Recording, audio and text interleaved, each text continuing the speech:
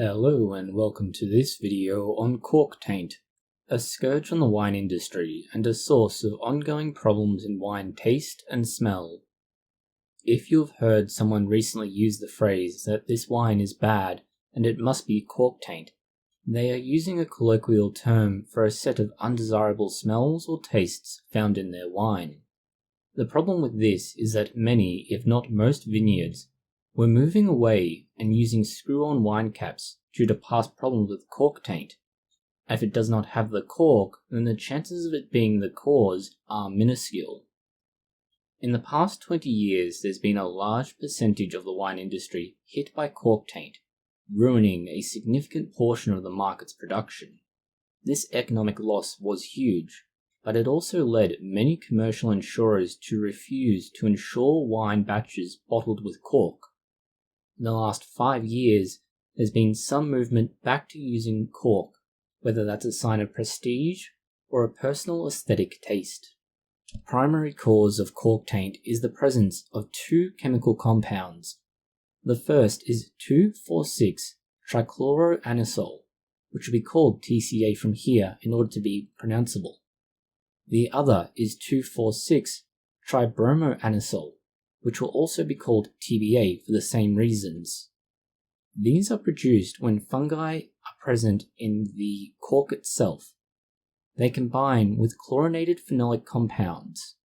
Phenolics are common in wine, but they're also used as a kind of antimicrobial agent, particularly in the processing of cork wood. This is then going to lead to the mold becoming more pronounced in the cork, and this then leads to those two compounds, which even in the tiniest of fractional amounts, we're talking about nanograms, can have that pronounced cork taint taste. Cork taint itself generally produces a musty, dog-like, cardboardy smell, sometimes compared to that of a basement. In order to know whether or not your wine even has cork taint to start with, you should check whether or not it has a cork. Many manufacturers now are using alternatives. These include rubber or plastic stoppers, screw-on metal caps, and similar, rather than a cork itself. Next, you need to consider, does the taste of the wine match with both how it's described on the bottle and any reviews of it? Finally, you should ask whether or not your palate isn't quite right. To start with, try whether or not someone else at the table or someone else you know that you are drinking with also thinks the wine tastes wrong. Is your sense of smell or taste off from what you are eating or drinking, as this may also affect whether or not what you are sensing is correct. This is a big point with cork taint. Whether or not you think it's there doesn't necessarily mean it is there, as every person has a varying degree of sensibility towards it, and in fact, the ability to detect it in any fractional amount can vary up to 200 times between the most sensitive and least sensitive person. This is done by taking people who have tried wine, assessing whether or not they thought there was cork taint present. This is compared with the concentrations found using gas chromatography. The number of wine bottles that are infected is generally viewed as a percentage rather than a raw number. This percentage can vary between 1 and 15% of the wine on the market at any given time. Studies in Australia, at least between 1999 and 2009, found that over the 2,000 wines that were tested for that, they had 861 positive results for TCA and 109 for TBA. This was an unusually high number. But there's also a difference in Australia, particularly the way their market operates for the wine itself. They have a higher incidence of using screw caps. This means the cork bottles that could be tainted within this particular study would have represented a significant portion of their cork-based market. If you do wind up with a bottle of wine that is present with cork taint, you can reject it at a restaurant or return it to the shop from which you purchased it. This is one reason why insurers were not covering these wines. The winery is responsible for covering the cost of these bottles if they have cork taint in them. This is something known as corked wine. The manufacturer would then normally compensate the manufacturer of the wine for the losses they incur.